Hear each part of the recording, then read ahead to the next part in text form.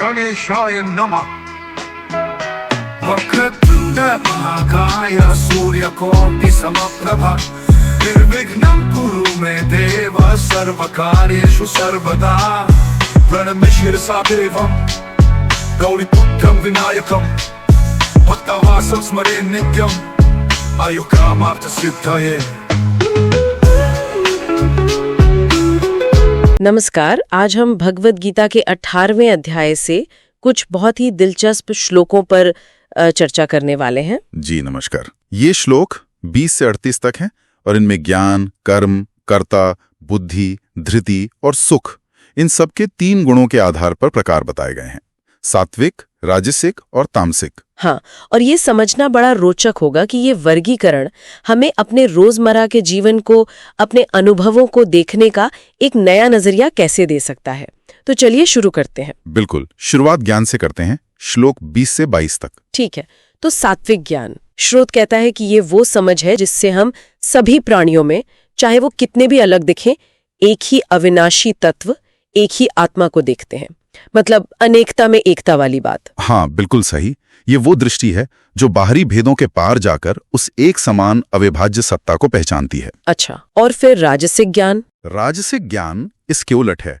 वो चीजों को उनके अलग अलग रूपों में, उनकी भिन्नता में ही देखता है।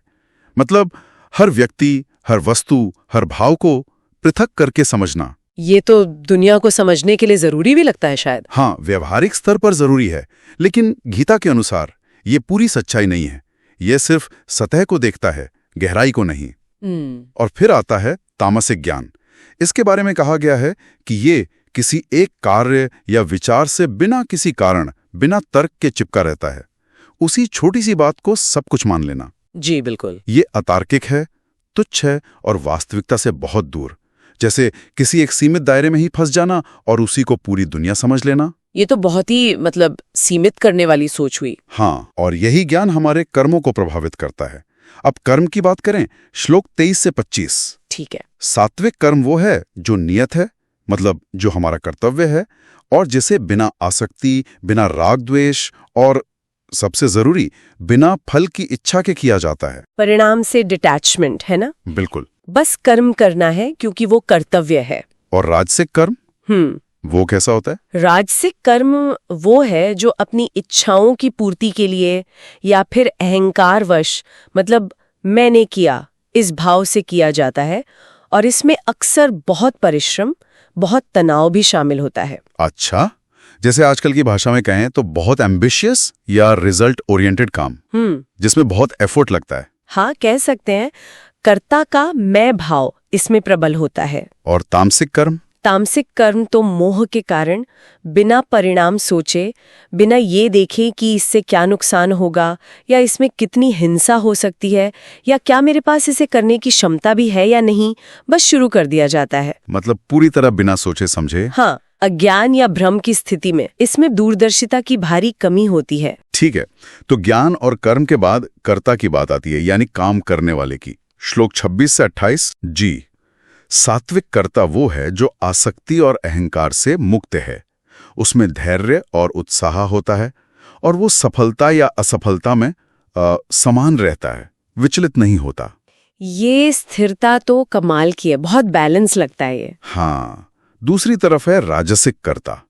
वो कर्म के फल का बहुत इच्छुक होता है, रागी होता है, मतलब अटैच्ड, लोभी और कभी-कभी हिंसक प्रवृत्ति का भी हो सकता है, और वो खुशी और गम से बहुत जल्दी प्रभावित होता है। इसमें इमोशनल अस्थिरता दिखती है ना? बिल्कुल, भावनाओं का काफी उतार चढ़ाव रहता है। और तामसिक कर्ता, उसके बारे में क्या बताया गया? तामसिक कर्ता को असंयमी यानी अनडिसिप्लिन्ड, मूर्ख, जिद्दी, धोखेबाज, आलसी, हमेशा दुखी रहने वाला और काम को टालने वाला बताया गया है। अरे बाप रे, ये तो काफी सारे नकारात्मक गुण एक साथ आ गए। जी, अब आगे बुद्धि की बात करते हैं, मतलब हमारी निर्णय लेने की क्षमता।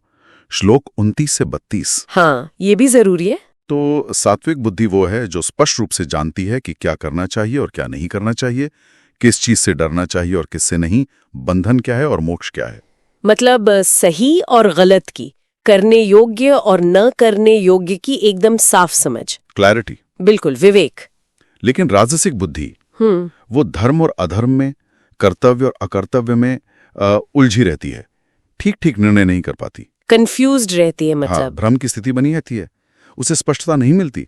और तामसिक बुद्धि तो अज्ञान से ढकी हुई है। वो अधर्म को ही धर्म मान लेती है और हर चीज को बिल्कुल उल्टा समझती है। ये तो वास्तविकता को पूरी तरह से पलट देना हुआ। जी, यह ज्ञान का गहरा प्रभाव दिखाता है। बुद्धि के बाद धृति यानी स्थिरता या दृढ़ता की बात है। श्लोक 33 से 35। हाँ, धृति यानी स्टेटफास्टनेस। सात्विक धृति वो अटूट स्थिरता है जिससे व्यक्ति योग के अभ्यास द्वारा अपने मन, प्राण और इंद्रियों की क्रियाओं को नियंत्रण में रखता है। इसका योग से कनेक्शन महत्वपूर्ण है, मतलब ये एक अभ्यासित स्थिरता है। बिल्कुल, ये एकाग्रता और नियंत्रण से आती है। फिर है राजसिक धृति। इससे व्यक्ति धर्म, अर्थ और काम में लगा तो रहता है, पर बहुत आसक्ति और फल की इच्छा के साथ। अच्छा, तो इसका फोकस सांसारिक लक्ष्यों और उनकी प्राप्ति पर ज्यादा है। हाँ, उन फलों से जुड़ाव बहुत होता है। और तामसिक धृति वो तो मूर्खता से पैदा होती है। इसके कारण व्यक्ति नींद, डर, शोक, विषाद, अहंकार इन सबको छोड़ ही नहीं पाता। जैसे बुरी आदतों या नकारात्मक सोच में फंसे रहना। हाँ, उन्हीं चीजों को मजबूती से पकड़कर रखना जिनसे निकलना चाहिए। ठीक है। और अंत में सुख की बात, श्लोक 36 से 38। जी, सुख के भी 3 प्रकार। सात्विक सुख वो है जो शुरू में विष जैसा, मतलब कठिन या अरुचिकर लग सकता है, जैसे अभ्यास या साधना, पर अंत में अमृत के समान होता है, स्थायी शांति देता है। ये आत्मज्ञान से पैदा होता है। इसमें लॉन्ग टर्म विजन है, मतलब जो बाद में फलता है। सही कहा। फिर है राजसिक सुख। ये इंद्रियों और उनके विषयों के संयोग से मिलता है, जैसे कोई पसंदीदा चीज खाना या देखना। ये शुरू में अमृत जैसा लगता है, बहुत आनंददायक। हाँ, इंस्टेंट ग्रेटिफिकेशन जैसा। बिल्कुल, लेकिन अंत में ये विष के समान, मतलब दुखदायी परिणाम देता है या हमें और इच्छाओं में फंसा देता है। और तामसिक सुख का क्या? इन श्लोकों में तामसिक सुख का स्पष्ट वर्णन उस तरह से नहीं है जैसे बाकियों का है, लेकिन हम अंदाजा लगा सकते हैं कि वो आलस्य, नींद या प्रमाद से मिलने वाला क्षणिक आराम हो सकता है जो अंततः नुकसान ही पहुंचाता है। तो ये हमने देखा कि कैसे गीता ज्ञान, कर्म, कर्ता, बुद्धि, धृति और सुख, इन सभी को सत्व, रजस और तमस, इन 3 गुणों के आधार पर बांटकर देखती है। ये तो जीवन को समझने का एक पूरा फ्रेमवर्क है। हाँ, और ये समझना जरूरी है कि ये फ्रेमवर्क किसी पर लेबल लगाने के लिए नहीं है, ये किसी को जज करने के लिए नहीं, बल्कि ये आत्मनिरीक्षण का, सेल्फ अवेयरनेस का एक टूल है। सही बात है, ये हमें अपनी प्रवृत्तियों को पहचानने में मदद कर सकता है। जी, और ये समझने में कि हम रजस और तमस से ऊपर उठकर सत्व गुण की ओर कैसे बढ़ सकते हैं। ये विकास की संभावना दिखाता है। बिल्कुल। तो इस चर्चा के बाद शायद सोचने वाली बात ये है कि हम अपने रोजमर्रा के जीवन में, अपने विचारों, अपने कामों, अपनी प्रतिक्रियाओं में इन गुणों की पहचान कैसे कर सकते हैं। हाँ, और क्या ये समझ हमें खुद को बेहतर बनाने की, ज्यादा संतुलित और जागरूक जीवन जीने की दिशा में कोई नई राह दिखा सकती है? ये गहरा सवाल है। यकीनन, इस पर विचार करना चाहिए। आज की इस गहरी चर्चा के लिए आपका बहुत बहुत धन्यवाद। धन्यवाद।